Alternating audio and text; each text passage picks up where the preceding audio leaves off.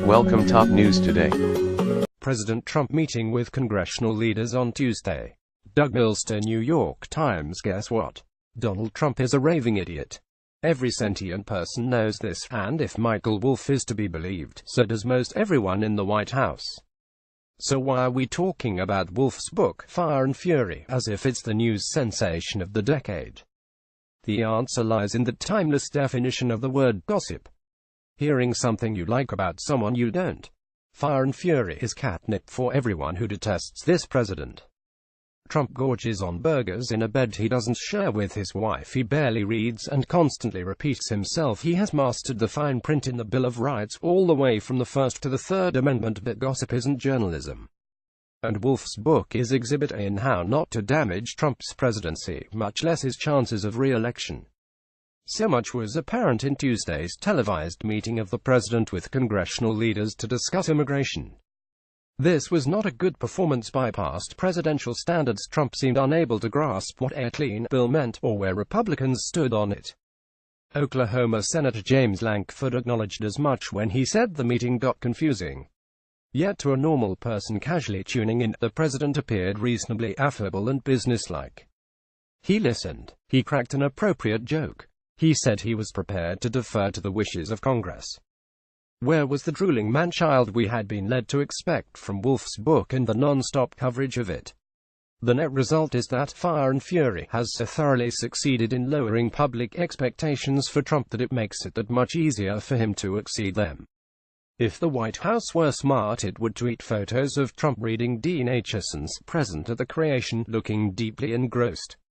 That should inspire a half-dozen Washington Times columns on how the press used to think Reagan and Eisenhower were boobs, too.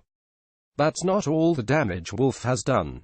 The president often misuses the term fake news, typically by treating every media mistake as evidence of willful and systematic mendacity. This may be enough to bamboozle his ardent supporters, even if the rest of us understand the distinction. In Fire and Fury, however, Trump really does have something resembling fake news. The book is replete with casual errors of fact. Invidious stories are unsourced or unverifiable, or on close inspection, simply nonsensical. It was written with white-hot venom. The book's only truly credible voice, if credible is the right word, is the peerlessly self-serving Steve Bannon. The book also comes from a writer already accused of playing it fast and loose with the facts. Wolff may fancy that he stands alongside Bob Woodward and Carl Bernstein by exposing the hidden intrigues of power. In truth, his book is like a movie, based on real events, an exercise in the art of pleasingly plausible storytelling.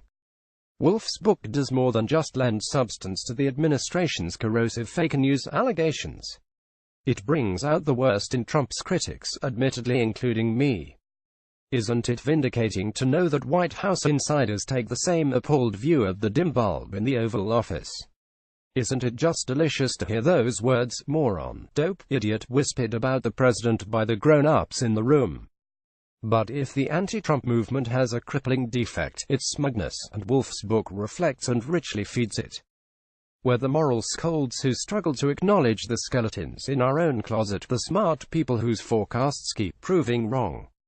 We said Trump couldn't win, that the stock market would never recover from his election, that he would blow up NATO, that the Middle East would erupt in violence when Jerusalem was recognized as Israel's capital. The catastrophes haven't happened, and maybe that's just a matter of luck.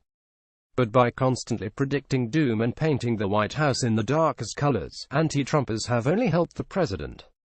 We have set an almost impossibly high bar for Trumpian failure. Will anything less than provoking a nuclear war on the Korean Peninsula suffice to convince Trump loyalists that he's an unfit commander-in-chief? We have increased the country's tolerance for the president's venial sins, and we have turned the resistance into a byword for the hysterical and condescending ninnies of American politics. This is not a winning strategy. One of Trump's underappreciated strengths is his sly command of irony, on display again last week when he tweeted that his two great assets in life were mental stability and being, like, really smart. Note the superfluous like, which is stupid when spoken but intended as humor when written. The president isn't making a fool of himself. He's having a laugh that's part self-deprecation, part trolling, and actual wit. Misunderestimation has already been the political stock in trade of one twat-term Republican president. I believe that Trump is ignorant, incurious, vain, gauche, bigoted, intemperate, bullying, suggestible, reckless, and morally unfit for his office. But he's not deficient in cunning, and the cunning deserves healthy respect from his political opponents. That Michael Wolff fails to appreciate it only shows who's the biggest dope in Fire and Fury.